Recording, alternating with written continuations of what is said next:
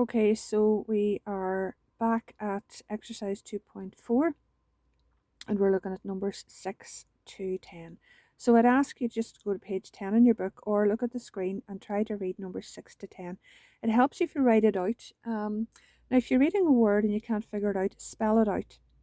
What you do is you simply spell the letters as you see them. So if you take the first word in number 6, you would just see W-L. And you think, well, what could that be? It could be will, it could be wall, it could be well, it could be wool. So if that doesn't help, then you simply look at the rest of the sentence and try to figure it out. So look at the word in context, but always spell it out if you're not sure. And remember, there could be a silent letter or missing vowels there. So pause the video now and just have a read over 6 to 10 and see if you know what they mean. Okay, so you've read number 6 to 10, so let's read them together. Number 6, will you call a cab to take me home?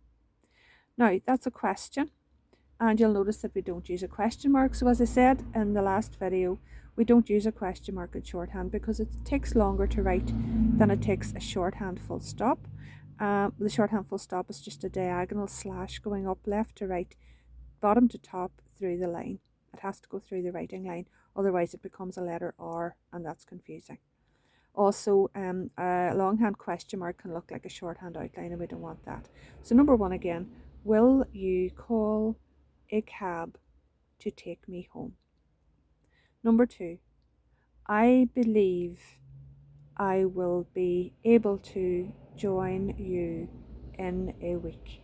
And for believe there, you have the little loop on the end of the L before you write the V. And for join, you're going down to the end of the J and then back up for N. I'll write those two words separately at the end of this particular video. Number 8, I do like to have homemade cake. Now, you'll see the K and cake is under the line. That's fine because the C is on the line. C is the first letter in the word, and insofar as we can, we write the first letter of the word in its normal writing position. Although, if you have C before a long letter like H, for example, you're going to put the C up at the top of the H so the H can rest on the line. But here it's just on the line, so the K kind of goes through the line. The other thing is homemade should be hyphenated, and we learned in a previous page that there is a symbol for the hyphen in shorthand. Personally, I never use a hyphen in shorthand when I'm writing. I'd use it when I'm typing back, but I never use it in my notes because it just takes too long to write, and I find I don't need it. So you don't have to put it in, but you can if you wish. Number 9, I am able to repair, RPR, your damaged, DMGD, car. I am able to repair your damaged car. And number 10, he will make time, so time is M in the T position, to review your paper. Now, review and paper are interesting. Review is RVW, so we drop the E and we drop the IE blend, and we're left with RVW.